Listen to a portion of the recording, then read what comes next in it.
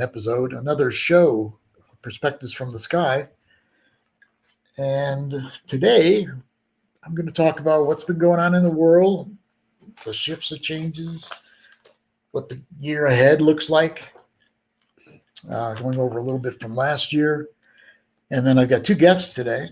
One is the lovely Deborah Knighton Tallarico, who will be talking about different passages that we're going through, especially like at the end of January. And also she'll talk about Imbolc too, because that's at the very beginning of February, and it's a sacred passage. It's one of those dates that's right in between seasons, so it's almost exactly between winter solstice and spring equinox. So it's important. Initiations happen during Imbolc, I've noticed, even for myself through the years. So 2020, yeah, it was rough for a lot of people, for most people, I think. And I did let people know that I felt strongly that Biden would win with Kamala Harris. He would. And that on the winter solstice, Jupiter-Saturn conjunction in Aquarius at 0 degrees of Aquarius, to me was a message from the universe that the age of Aquarius is on, like a turning point toward it more than before. And you can see, you know how often I say that the age of Aquarius, it's a lot about diversity within unity. And during the Trump years, we didn't see much of either. But now, I think one of the key words that Biden used in his speeches was unity. And he doesn't even have to say diversity. We could see like unbelievably larger diversity than I've seen with any president, including Obama. So that looks good. Diversity with unity is happening. And it's going to happen more and more and more. Remember, the key to this diversity within unity is that this is a new way of being, in a way, at least on a large scale. Because in the past, diversity meant everybody gets to be who they are as an individual or whatever club you belong to, nation, you get that individuality. But all too often, because we have a strong, in the past ages, a strong every dog, every man for itself kind of a way of looking at life. And because of that, there's a lot of individuality there's been, but there has not been a lot of unity amongst people, except within their own families or their own church, but not true unity. And then unity in the past has been more like everybody's got to be the same. If you're not like me, I don't know if you belong in this group. We all have to be the same. That's what unity is. Now it's in the name of Aquarius, because this is very Aquarius. Diversity, meaning everything gets to be, every entity or person or whatever it is, gets to be their distinct individual, authentic self. And from that place, we are learning how to unify with other people. So we take the judgments away. We take the I've got the best way and you got to be just like me away. And instead we respect and don't judge. And while we're doing that, it facilitates unity much more than the other way of doing it. So diversity within unity. And of course, that's for us in America. It's for people all over the world. And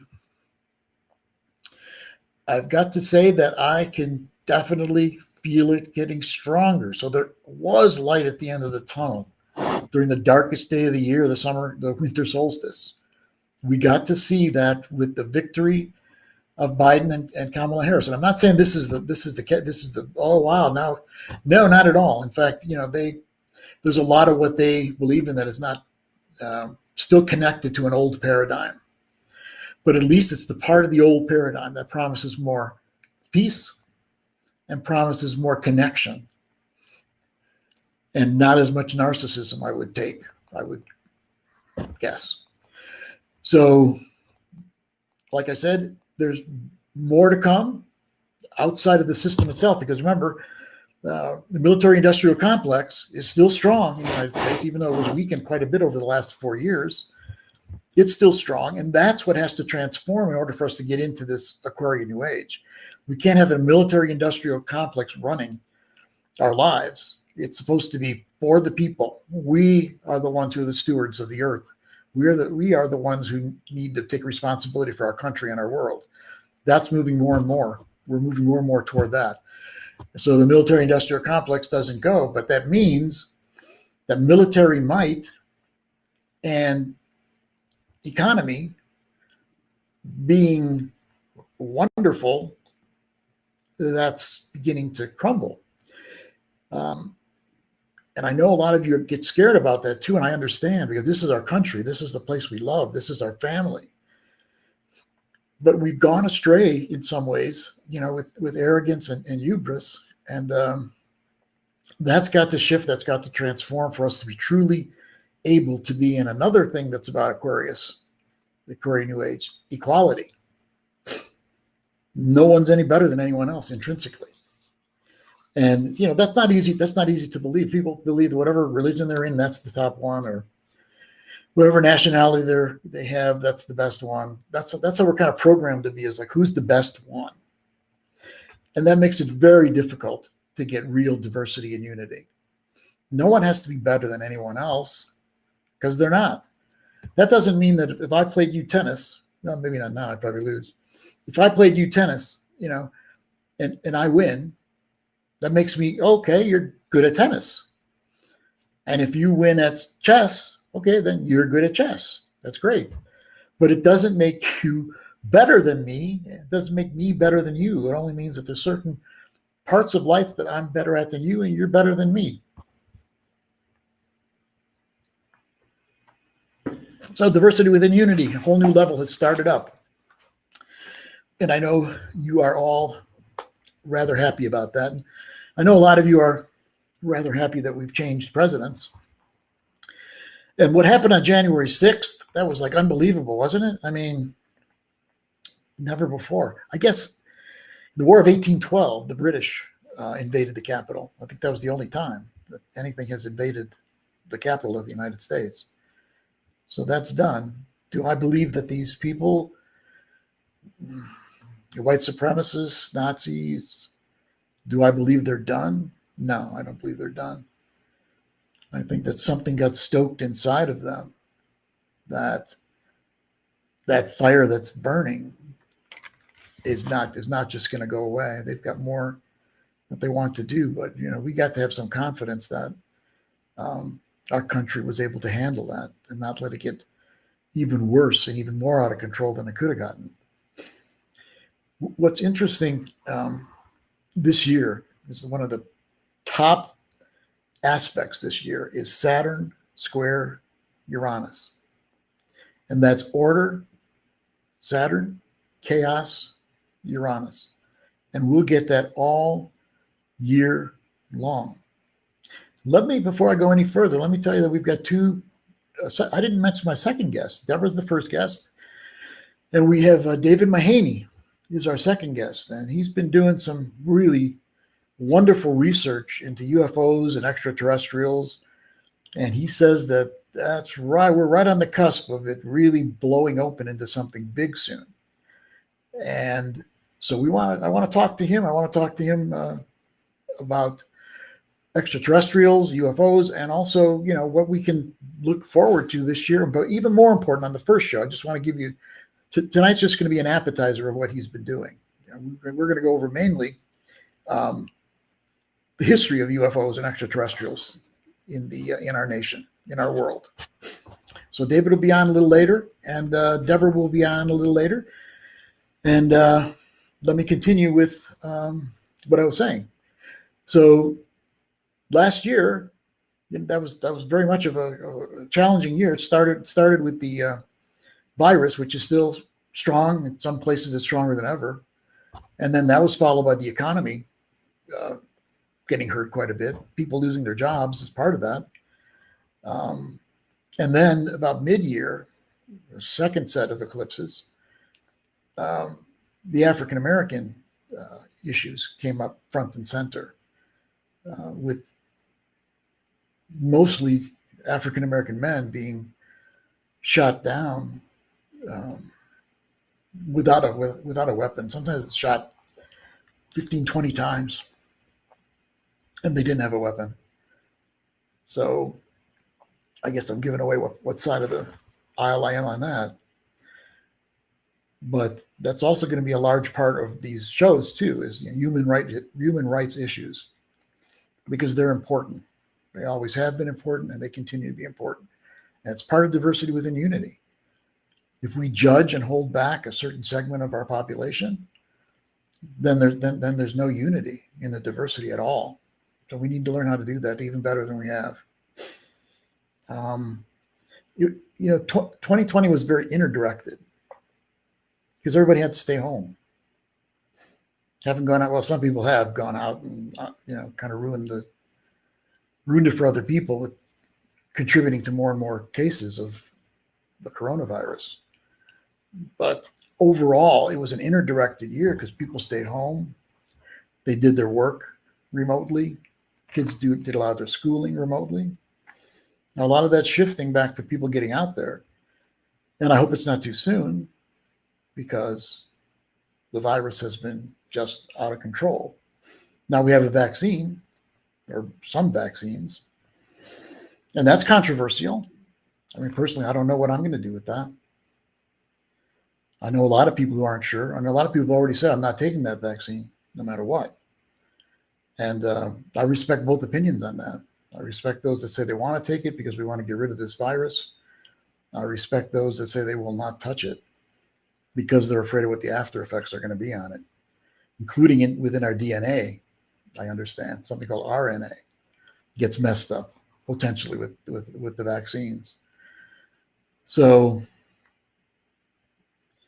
the virus, what do I think is going to happen with it this year? I think maybe second half of the year things are going to look more promising, but I don't think it's going to be gone. Yeah. So it was a difficult year. We all know that. Do I believe this one's better? Yeah, it's better because we're going to have leadership that is attempting to bring people together. We have leadership that doesn't seem to have much prejudice against any one group. I guess we got to be careful to not be prejudiced against the people that voted for Donald Trump. Because there's a lot of good people that voted for Donald Trump, that they just, probably just like Republican values and wanted to vote for a Republican over a Democrat because they're afraid of communism or whatever they're afraid of. But, most of them are not white supremacists. Most of them are not Nazis. So we need to not be judgmental over that group of people. Of course, we need to move against those that are white supremacists that create violence, like we saw happen on January 6th, but we can't condemn everybody that voted for him, and we need to bring everybody together. And I think Biden has got that idea very strongly in his mind and heart also. So, Age of Aquarius at that Saturn Uranus conjunction, right? And it was at 0+ degrees of Aquarius. So I went back in time. I think I brought this up a little bit last show. But I went back in time to see,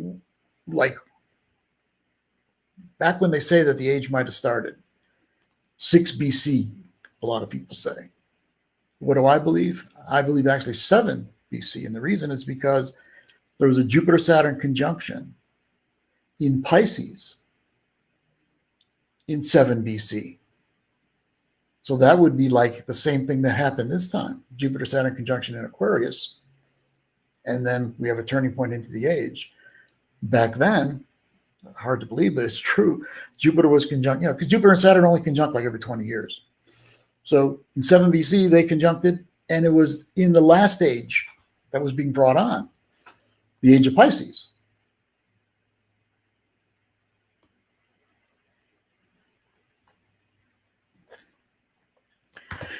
So I was glad that I looked back, so you can kind of see how the different ages have the symbols from the universe of how they start. And those of you that looked at that Jupiter-Saturn conjunction in the sky, it did almost look like one star at times. we knew it was two. So, we could see it better because we know that it's two. But I could see how people would look up there and think that there was just one shining light. And that perhaps was the light that the Magi saw when they said there was a star they were following, and they followed it supposedly to Bethlehem, where the Christ was born. So it could be. I don't know. I really don't. I kind of lean in that direction now. So a lot of that last age, the Pisces age, was started soon or around when Christ was born. And that had a big effect on the age because organized religion got stronger than it ever had in the age of Pisces, and Christianity being one of them. And Muslim too. Muhammad started Islam in 600 AD. And so the two of them had a lot to do with the age of Pisces. Look at this now. When Christ was born, the Roman Empire was powerful, getting more and more powerful, getting more powerful through the years. Julius Caesar had been assassinated. One of the reasons he'd been assassinated is because he believed in democracy or believed in a republic. Well, after they got rid of him, or no, Caesar didn't believe in that. Caesar was becoming a king, and so they killed him so he wouldn't continue. They wanted to keep it as a republic, power to the people. But interestingly, when Octavius took over as an emperor, he was declared pretty much a king or an emperor. And so Rome, as it continued to build into an empire, did so, but did so at the expense of democracy and being a republic. So now as we leave the Pisces age, we need to take in not necessarily Christian church, that's up to each one of you what you think about that, but Christ consciousness, that consciousness that makes us know that we're all connected. Even those that are judged to be the lesser of us are a part of the unity, and compassion is a big part of Christ consciousness. So this is what we need to bring with us from the last age. A lot of the other things we don't need to bring with us, the ones that are more destructive. But I know you would agree with me that Christ consciousness is important as a foundation for moving into our new age. And, whenever there's an age, the sign that the age is in, the opposite sign also strong. So in the age of Pisces, Virgo was strong. And so you had this dichotomy between the spirit, the Pisces, and the material world, the Virgo. And the material world got fed partly through the empires. And the spiritual got fed toward what we did with religion. So coming out of this age, things are changing. A real good sign that things were more powerfully moving to the age of Aquarius was in the early 90s this year, the early 90s, 1990s. And at that time, Uranus was conjunct Neptune. And Uranus is the ruler of Aquarius and Neptune is the ruler of Pisces. So in effect, symbolically, what I sensed was that the ruler of the Pisces age, Neptune, was handing the baton to Uranus, because the Aquarius age is the next age after Pisces. And there's a lot of, I think the biggest thing that happened around the Uranus-Neptune conjunction was the computer revolution, technology. That was definitely a big part of it. And not only computers, but the beginning of the internet, which is very Aquarius, because Aquarius is like webs without a central control. And so the internet, very Aquarius. Technology is very Aquarius, so computers. So that was the turning another turning, I should say. There's always little turnings toward the new age. So that was another turning toward this new age, was the Uranus-Neptune conjunction. Uranus being technology, Neptune being spirituality. So new spirituality has been born since then too. Not like totally new, but the way of seeing things more in an Aquarian way, which is my responsibility for being connected to spirit is myself. This doesn't mean that you can't go to a priest or you can't go to a guru. Sometimes they're what you actually need. But ultimately, each one of us is learning how to be responsible for our own spirituality and our connection to God, Goddess, whatever your word is. Because that's very Aquarius again. Remember the people. The people are individualized and responsible for their own lives, not kings and queens and dictators.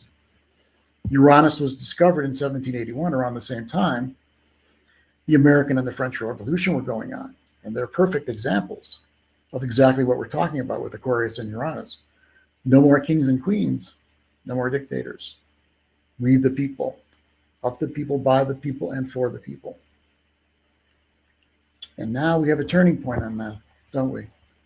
Because our last president, President Trump, seemed to be becoming a king. He even admired authoritarian figures in our world, like Putin.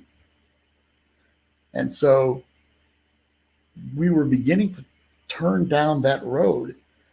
So again, it's a good thing that we got off that train so that we can get back on of the people, by the people, and for the people, getting stronger and stronger. And corporations have a lot of power in our country.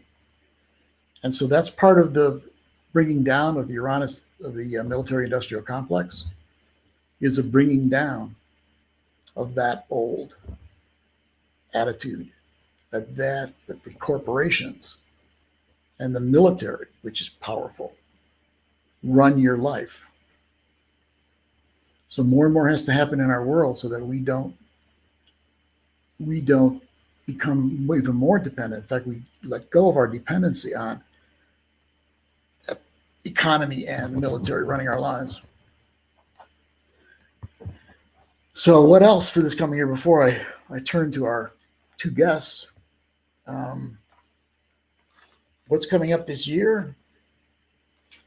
Remember, one of the big messages about the military-industrial complex in the United States chart is it's Pluto. It's Pluto in the second house is the military-industrial complex. And so last year, Saturn and Jupiter were conjunct that Pluto. And this year, Pluto will conjunct itself, a Pluto return. Just a degree away, but for all practical purposes, this is the first pass. And that's never happened before, Pluto square Pluto. It has a 250-year cycle. And so the Pluto return is happening for the first time this year.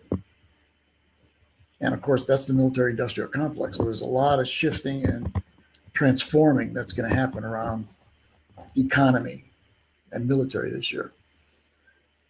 Times to look at. February, Jupiter will be conjunct United States moon in Aquarius.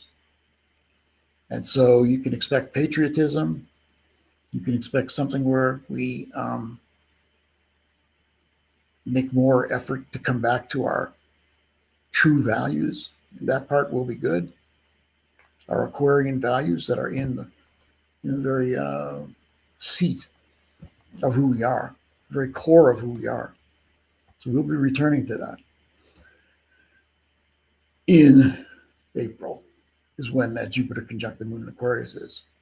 There's a Mars return in February too. And so this is when I believe that there's going to be like outside forces battle the United States and Iran and or China will be the ones that do that. Then at the end of the year, there will be two eclipses in November, December that are very important. There will be a lunar eclipse in Sagittarius, Gemini, and there'll be a solar eclipse in Taurus. And it's the same eclipses in the same degrees as when the Roswell incident happened. So I've been pointing toward that for a while, saying, I think something's afoot here with extraterrestrials and UFOs. And that's the symbol that the universe is giving me, is the similarity on the aspects on the eclipses. And we're going to have David tell us all about that in a couple of minutes. And then after that, Deborah is going to let us know about Imbolc, a lot about the coming full moon, and about the feminine and the goddess coming back in our lives, which we all need. So that's about it for my part of things. I'll pick it back up at the end again. We'll talk some more. But right now, I want to bring it to David Mahaney, and I'm going to ask him some questions and let us know what's coming. David, can you hear me? I can, Leo. Hello. Oh, good. You are. Well, you're not the first guest. Deborah was the first guest last week, but you're the first not in this household guest on the show. So I'm happy to have you. Well, good. And I know you've put a lot of effort in on getting yourself educated and getting us educated on what's going on with UFOs and extraterrestrials this coming year. Tell me a little bit about what you told me that you were kind of startled as to what looks like it's coming this year. Tell me a little bit about that before we get into the history of it. Yeah, it's very interesting. Last year, I noticed recurring news stories, some in the summer when the Navy released videos of 3 UFOs, and then articles would appear. There's an article right now in the New Yorker magazine about a scientific sighting of an object. I'll give details on that in a minute. And then I was very surprised, the COVID relief bill that was signed in December, it's, 5,500 pages, but it includes a provision that will require the Director of National Intelligence and the Secretary of Defense to release this year, within 6 months, so that's by July of this year, an unconfidential, fully disclosed report on all of the findings of the government agencies on the topic of UFOs and extraterrestrial life. Over the years, this is about. Yeah. Let me pull up the specifics. The legal requirement is that the Director of National Intelligence and the Secretary of Defense will submit an unclassified report about unidentified aerial phenomena. And it must contain detailed analyses of data and intelligence collected by the Office of Naval Intelligence, the Department of Defense, and the FBI. Wow. So, that is going to happen by July of this year. David, are they revealing like records from the past about UFOs and extraterrestrials, like things that are documented? I don't know for sure, but it would seem from the statement, it must contain detailed analyses of data and intelligence that has been collected. So that would seem to be possibly a soup to nuts from, I hope so. 1947 Roswell. Yes. But Was that when things really, I've read before that things kind of really opened up after 1947 with Roswell. There were some other incidents too in 47 that opened things up. What happened around that time, late 40s, early 50s? Yeah, it turns out that the real spike in reported sightings and documented sightings really exploded after 1947. Huh. Roswell happened, but there was also a sighting in Washington State over the Cascade Mountains. And for some reason, there was a great increase from that time to the present, but it seems to be escalating even more recently by an order of magnitude. So, and What there what did they see in 1947? What was the sighting in Washington then? yeah, it was I'll try to find it in my notes, but it was a, um, a pilot named Kenneth Arnold was flying reconnaissance in the Cascade Mountains looking for a downed aircraft. And at a few minutes before 3 p.m. on the 24th of June in 1947, north of Mount Rainier, this pilot saw 9 objects travel speed of over 1,700 miles per hour. Wow. And, you know, he was able to observe them long enough to do calculations, and using the equipment on his plane to do the calculation to get that speed. Now, a commercial aircraft travels at about 550 miles per hour.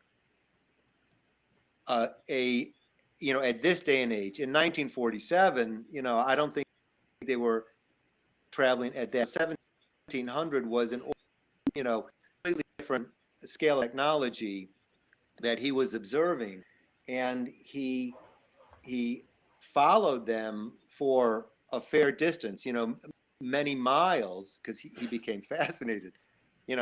He gave on the downed aircraft and he started watching these, but he was the first person to refer to this as a flying saucer. That's where the term flying Huh. saucer Huh. really gained currency.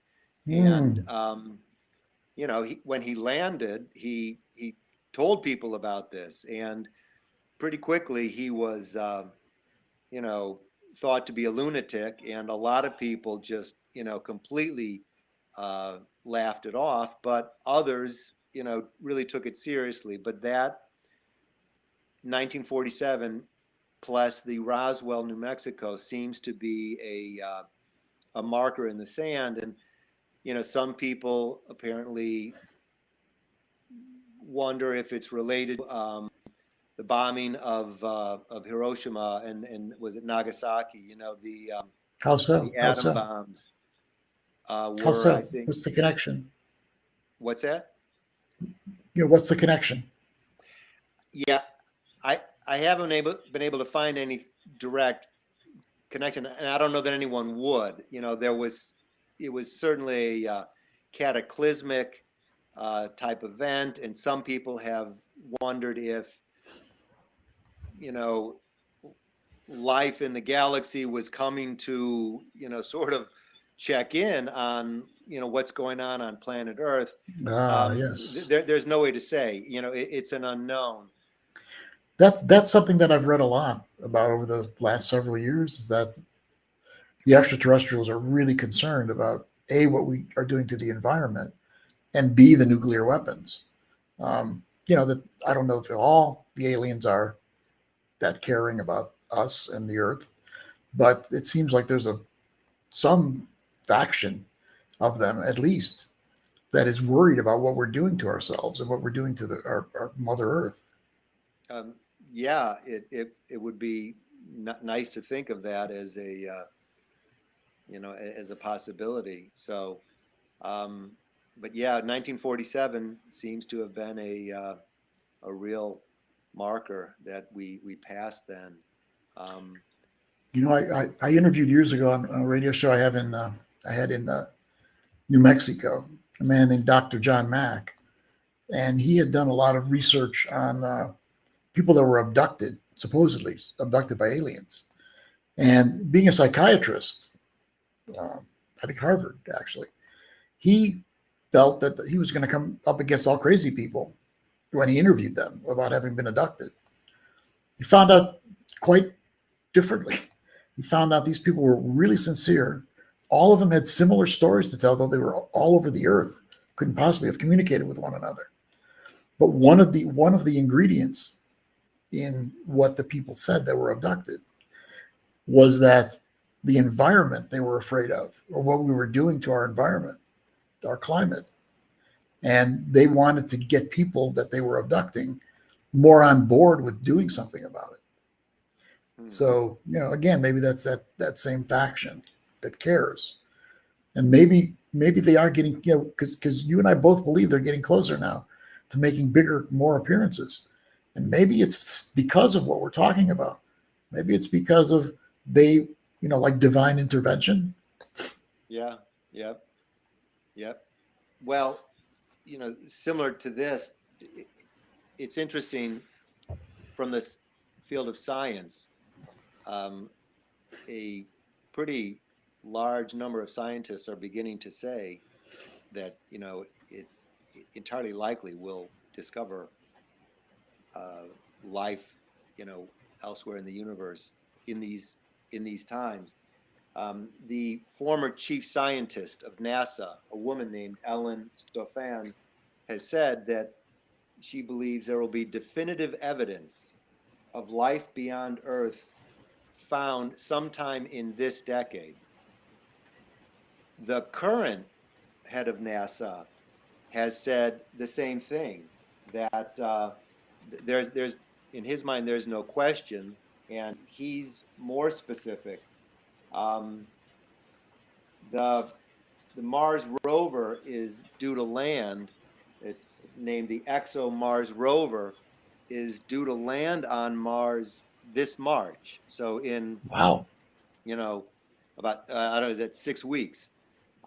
He expects that will find evidence of life within months of the landing, and he said on record that, quote, it will start a whole new line of thinking.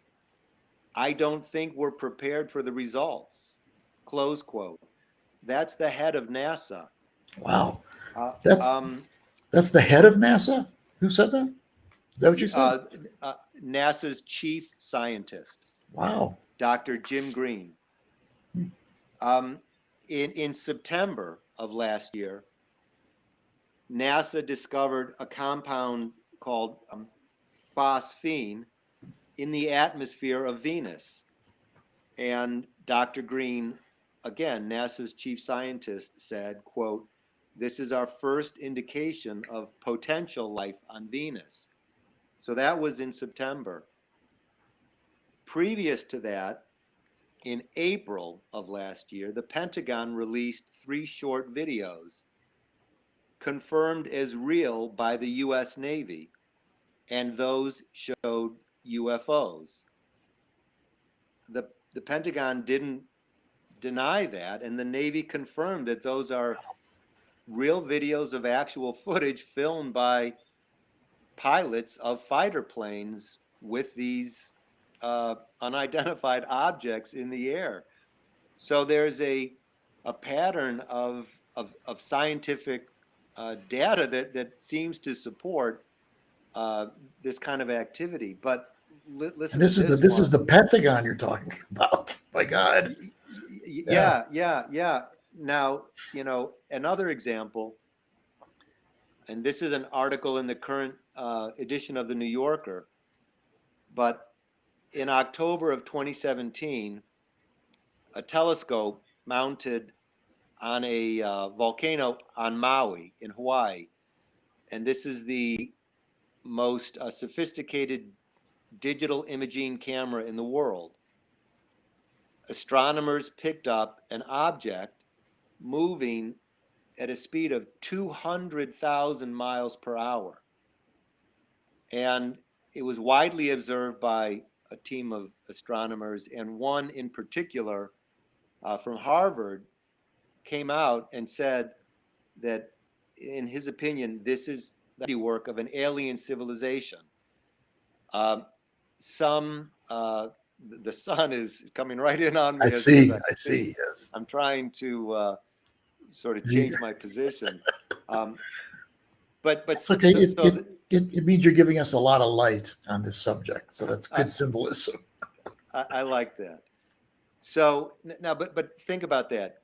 200,000 miles per hour is 350 times faster than what a commercial airline travels at. The Earth's circumference is 24,900 miles. That UFO would circle the globe in 7.2 minutes. So it's a technology that was recorded by this telescope, and it's undeniable. And so this astronomer from Harvard has published a book stating that this could only be the handiwork of an alien civilization. Wow. He goes on in detail to describe the mechanism, as it's essentially 1 millimeter in thickness, and it functions as a sail, energized by the photons in light. So whereas a sailboat is propelled by the wind, he's saying this is an intergalactic sail powered by light. Wow. Who is this again that said this? This is an astronomer from Harvard. Harvard, yeah. I can find his name, and it's in the current New Yorker. Okay. And this is interesting.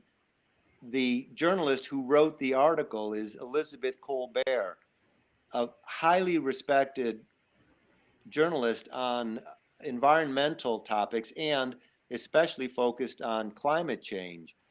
So, you know, the New Yorker is not a fringe publication, and the journalist is a, you know, really respected journalist who's choosing to write on this. So Yeah. again, there's just a increasing presence of this in mainstream media over the past few months, really. And there's that emphasis on climate also from what you just said. Yeah, exactly. That Elizabeth Colbert, who reports on climate change, has taken this as one of her major articles. It's fascinating. You know, whether you choose to believe or disbelieve, you have to say that there is a growing amount of data, scientific data, that supports something is going on, and the frequency of these publications is really striking. So it's 2021 could be a very interesting year indeed. Really. And you know something? Will you come on again next show? Sure. I Because spend we're a lot gonna of time around the house these days. okay. There's so many.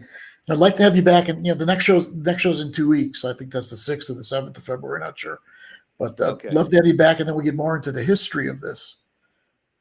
Well, Also. yeah, and you know the history, it kind of stretches from King Tut to Little Donnie of Queens, and it's got we know who that is. Yes, quite a cast of characters. So yeah, it's pretty fascinating, and I think also there's the scientific aspect, but there's also the mythopoetic aspect, the tradition in mythology about magical flight and altered reality. And then there's also a religious tradition of celestial visitations and visions. So it's quite broad, but it's also as specific as the question of UFOs. So it's a pretty intriguing topic as you begin to look into Well, it. you've got my appetite. I hope I know some of the listeners, a lot of the listeners, I feel that way too. So we'll have you back in 2 All right. weeks. Take good Great. care of yourself. Thanks, And thank Leo. you so much. Okay. Bye. Bye-bye.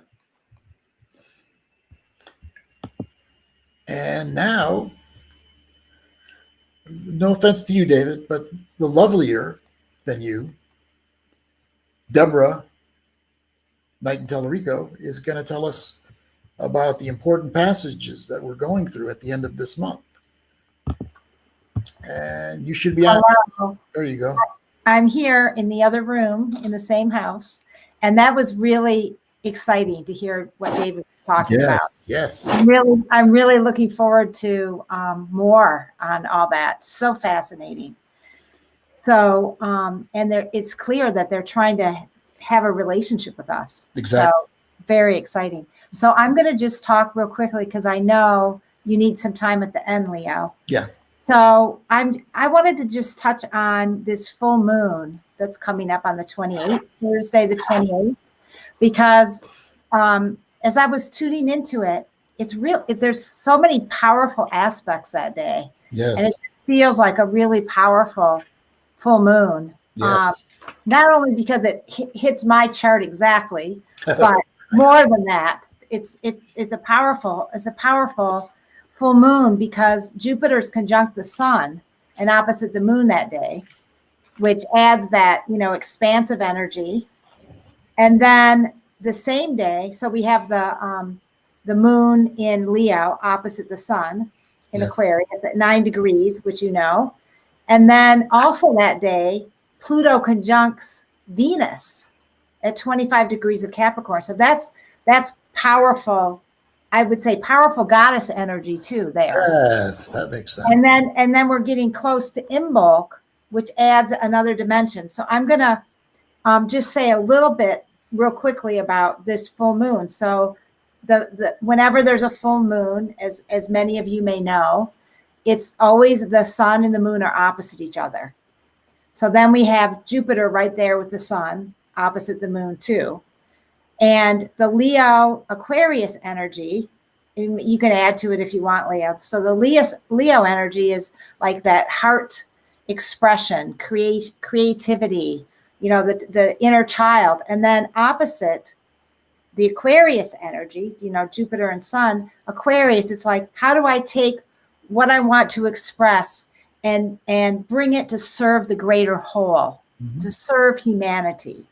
And so those are the kinds of things that you might naturally start thinking about or feeling that day of the full moon. You might want to tune in. And I always say the night before the full moon, like before it's at its, because a full moon is at 11:16 a.m. Pacific time and 2:16 p.m. Eastern time. So the night before is actually when the moon is going to be at its most powerful waxing energy. So that's a really good time to do big prayers, take your crystals outside, make full moon water, and as we're getting ready for Imbolc, because Imbolc is a time that's on February 2nd when we reconsecrate our altars, our sacred objects. So you might even want to start reconsecrating your sacred objects, your crystals with the full moon energy,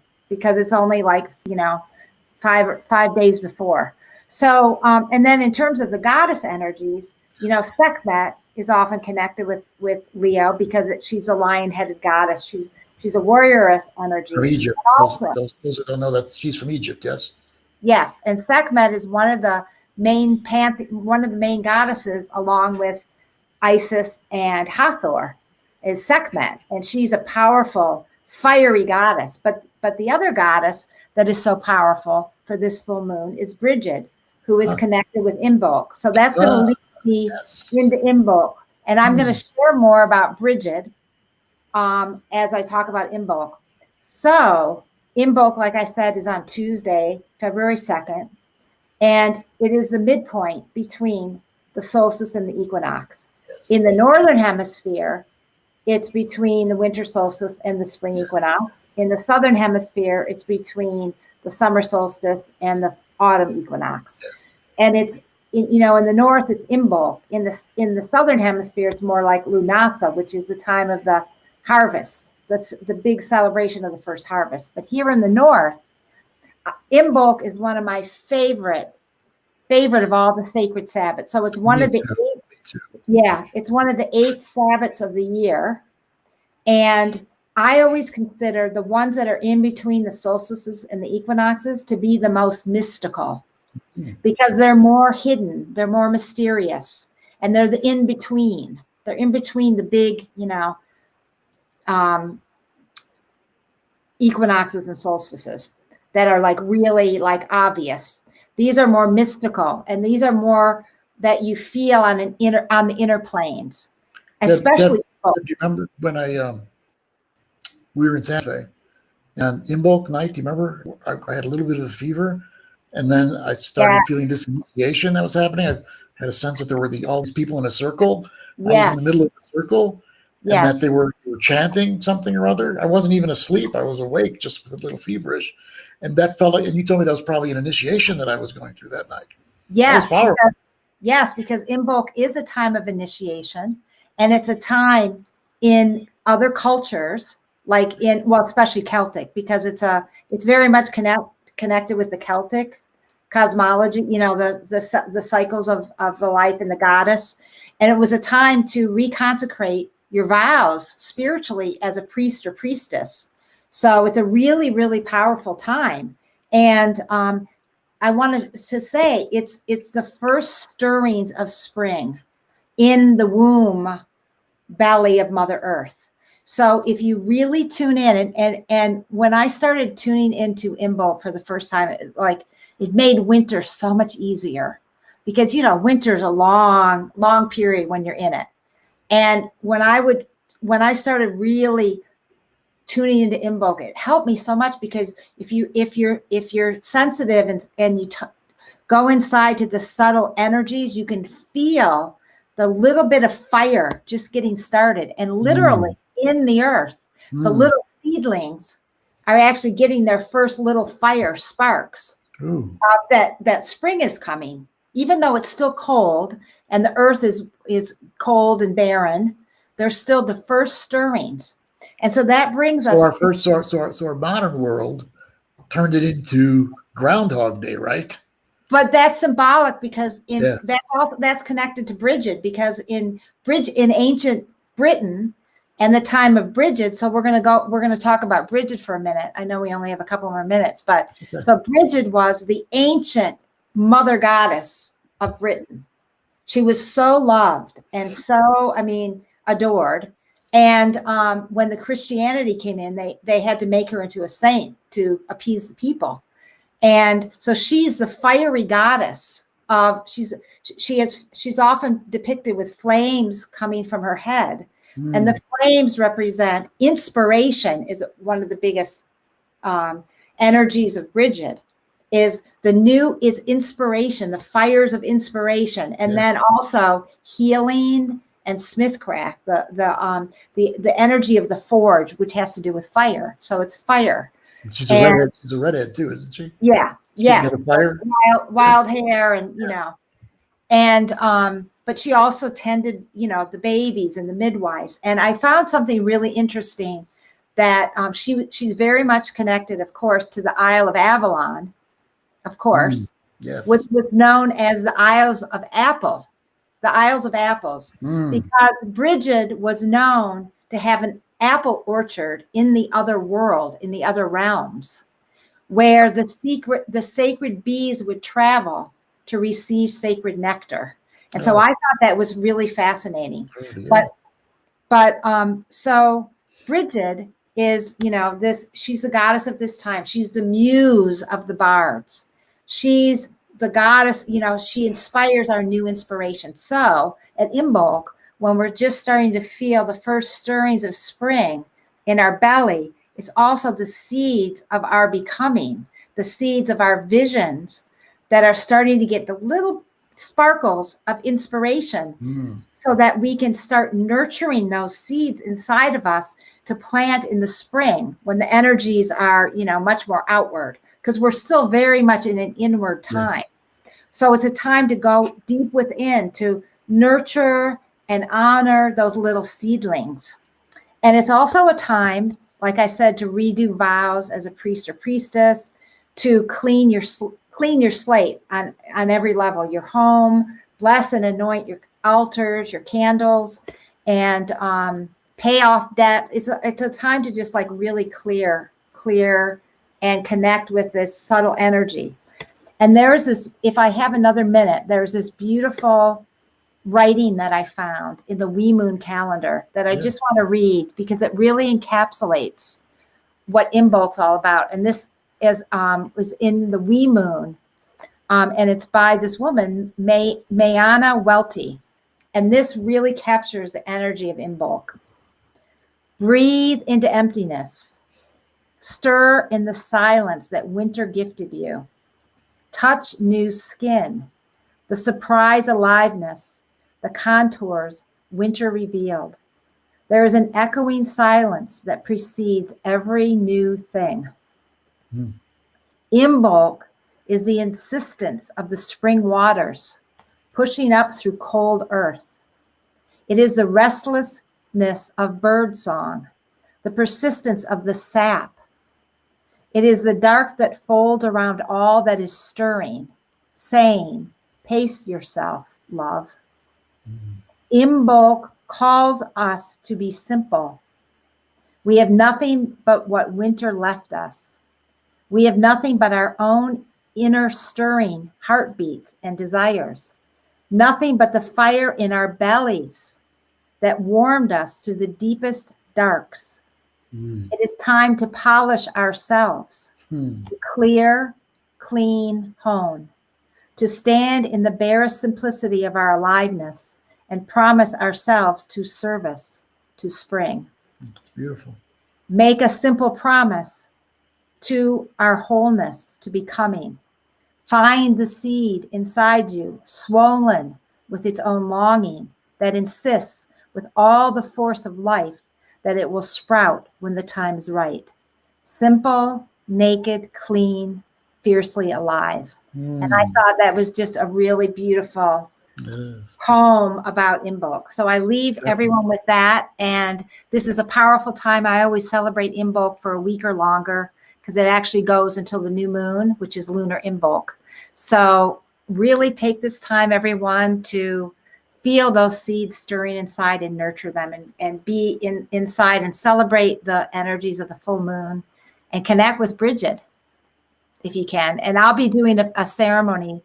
If anyone's interested, they can contact us at Spiritual Renaissance or Gaia Sophia Temple of the Heart. So say that again, Deb, those addresses. So if anyone wants to read more about Imbolc or attend a ceremony, you can contact me at Elelia, Elia, at Gaia Sophia Temple of the Heart, or just go to the website, Gaia Sophia Temple of the Heart, and sign up for our newsletter. Leo and I have a newsletter. You can also sign up at spiritualrenaissance.com for our newsletter, and then you'll get all the information about what Leo and I are doing.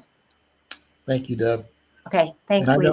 I know the people she'll be coming back often. So all that passion she has for the spirit and for the passages in life, it's just wonderful, isn't it? Yeah. Thanks, Deb. Thanks, honey. Bye, everybody.